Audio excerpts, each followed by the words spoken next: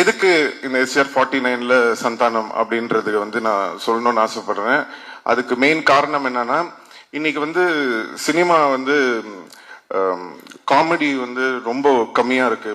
ரொம்ப சீரியஸான படங்கள் எடுக்க ஆரம்பிச்சிட்டோம். இப்போ பெரிய படங்கள், இப்போ ஒரு ஹீரோ படம்லாம் நீ பாத்தீங்கன்னா உங்களுக்கு வந்து ஒரு நல்ல ஆக்ஷன் அட்ரினல் ரஷ்ஷோட படம் வேணும்னு எதிர்பார்க்குறீங்க.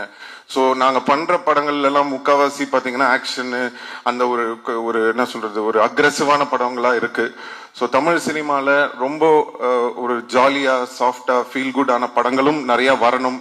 இப்போ ரீசெண்டா வந்து நம்ம எடிட்டர் நினைக்கிறேன், நீங்க ஒர்க் பண்ணியிருந்த அவரு வந்து இப்போ இந்த டூரிஸ்ட் ஃபேமிலின்னு ஒரு படம் பார்த்தேன். ரொம்ப அருமையா இருந்தது படம். அந்த டீமுக்கும் என்னோட வாழ்த்துக்கள் தெரிவிச்சுக்கிறேன். எதுக்கு சொல்றேன்னா, சந்தோஷமா ஹாப்பியான படங்களும் வந்து நிறைய வரணும்.